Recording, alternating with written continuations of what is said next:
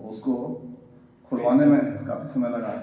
आज ये एक जानकारी मिली कि रात में कभी बैंक श्रद्धासुमन अर्पित करता हूँ। बच्चों लोग हमारे लिए कितना प्रिय हैं, ये इसी बात से आप अवगत होंगे कि बिहार विद्यापीठ में की स्थापना में अगर सबसे अधिक किसी का योगदान है तो वो बृहस्पति बाबू का है। कारण मैं बताता हूँ। शुरू में मौलाना साहब ने जमीन इसके लिए दिया और उन्होंने सदाकत आश्रम की स्थापना की, लेकिन उसके बाद की सारी कार्रवाई बृहस्पति बाबू ने 10 साल तक उसके बाद करीब करीब इन्होंने इसका झंडा ढोया। राजेंद्र बाबू बहुत ज़्यादा बिजी रहते थे बाहर की गतिविधियों में, जब और जो ये बाकी जमीन सब जो देख रहे हैं वो बृहस्पति बाबू का कंट्रीब्यूशन है। बृहस्पति बाबू का एक बहुत बड़ा कंट्रीब्यूशन मैं आप लोगों को याद दिलाता हूँ, बार बार याद दिलाता हूँ सभी को, कि अगर चंपारण मूवमेंट हुआ और चंपारण मूवमेंट में गांधी जी सक्सेसफुल हुए तो उसके पीछे अगर सबसे अधिक किसी का हाथ है तो वो बृहस्पति बाबू का है। क्यों? पहली बात, जब लखनऊ कांग्रेस हुआ तो लखनऊ कांग्रेस में ये जो थे राजकुमार शुक्ल एक किसान थे, एक जुझारू व्यक्तित्व था उनका, और वो लगातार किसी में लगे रहते थे, लेकिन उनको कोई जानकारी नहीं थी, उनको कोई समझ नहीं थी। समझ थी राजेंद्र बाबू को और बृहस्पति बाबू को। बृहस्पति बाबू ने पहली बार लखनऊ कांग्रेस में जब गए थे वो तो राजकुमार शुक्ल भी बृहस्पति बाबू को ही गांधी जी के पास इनको ले गए कि आप ही एक्सप्लेन कीजिएगा, मैं तो एक्सप्लेन नहीं कर पाऊंगा। तो इन्होंने एक्सप्लेन भी किया संक्षेप में ही, लेकिन जो इनका जो बैकग्राउंड तैयार किया हुआ था उसी के आधार पर मूलतः वहाँ कार्रवाई हुई। गांधी जी को जब इन्होंने अनुरोध किया कि आप चलिए चंपारण, तो गांधी जी ने मना कर दिया कि जब तक मैं खुद नहीं देखूंगा तब तक उसके बारे में कोई यहाँ पर बात नहीं करूँगा, इसलिए मैं यहाँ कुछ नहीं उठाऊंगा, जो उठाना है तुम लोग उठाओ। तो बृहस्पति बाबू फिर गए और उन्होंने ही प्रस्ताव लाया कि जो इसकी जांच होनी चाहिए इंडिपेंडेंट, नंबर 1। ये बात समझ लीजिए कि उन्हीं का उठाया हुआ है कि चंपारण में जो ये हो रहा है अत्याचार हो रहा है, इसकी जांच की जानी चाहिए। यह जांच सिर्फ कांग्रेस के फोरम पर ही नहीं उठाया, वो एक ऐसे व्यक्ति थे जिन्होंने दरभंगा महाराज को हराया था, जो उसमें बंगाल लेजिस्लेटिव काउंसिल था उसके मेंबरशिप के लिए, और बंगाल लेजिस्लेटिव काउंसिल में भी उन्होंने इस प्रश्न को उठाया था।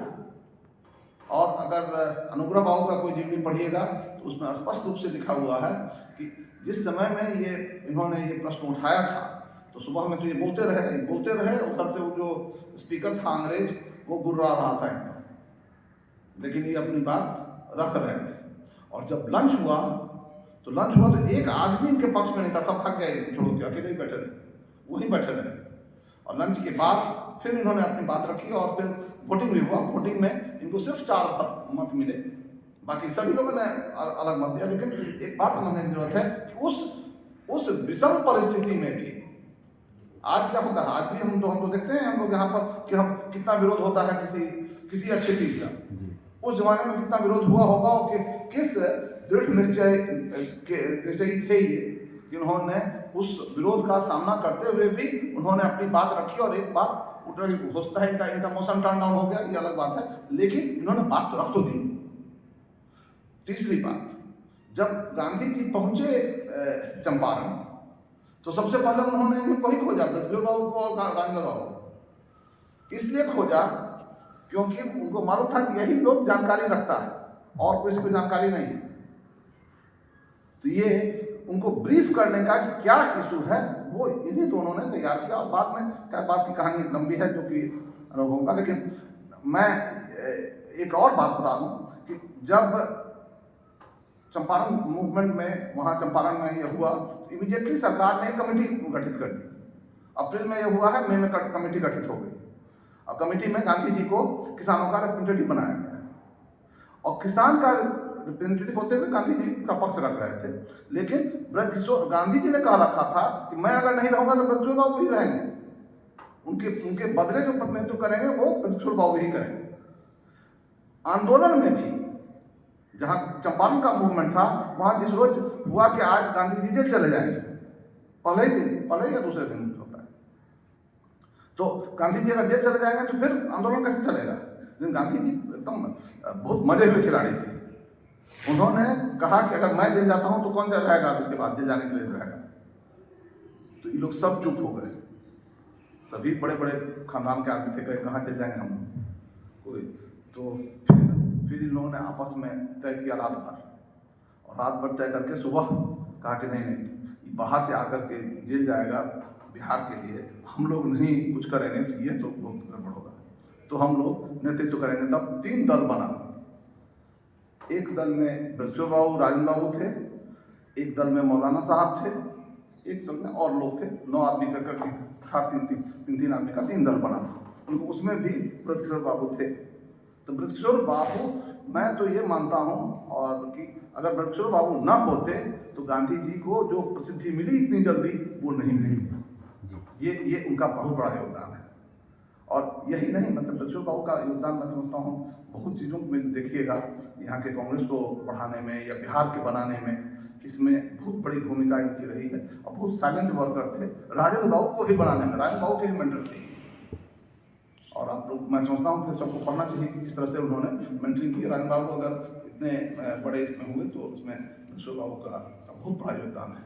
और वो ये बिहार विद्यापीठ के पहले वाइस चांसलर भी रहे, और जो बना होगा उस समय में उसमें इन्होंने भी, वैसे राजेंद्र बाबू एकेडमिक आदमी ज़्यादा थे राजेंद्र बाबू, इसलिए राजेंद्र बाबू की भूमिका रही। और राजेंद्र बाबू लंबे अवधि तक रह गए यहाँ, लेकिन बृहस्पति बाबू की भूमिका को भी कम नहीं आंका जा सकता है। तो मैं आज उन्हें पुनः आप सबों की ओर से और मैं विद्यापीठ परिवार की ओर से और अपनी ओर से उनको श्रद्धांजलि अर्पित करता हूँ। आशा करता हूँ कि वो हमें प्रेरित करते रहेंगे। हम लोग को इससे बड़ा आयोजन करना चाहिए था, क्योंकि हम लोग, हमारे जब वो फर्स्ट वाइस चांसलर हैं तो हमारा आयोजन इतना छोटा नहीं होना चाहिए, हमारा आयोजन बड़ा होना चाहिए। और हम लोग को बड़े पैमाने पर सोचना चाहिए कि उनके विचारों को या उनके संबंध में लोग ज़्यादा जागरूक हों, उनके विचारों को भी हम लोग प्रसारित कर सकें। ये हमारा अनवरत प्रयास जारी रखना चाहिए। बहुत बहुत धन्यवाद। चूँकि आज ये कुछ लोग आए हुए हैं, अभी बैठे हुए हैं, फिर भी मैंने सोचा कि पहले मैं प्रणाम कर लूँ तब मैं चलूँगा। बहुत बहुत धन्यवाद आप सबों को।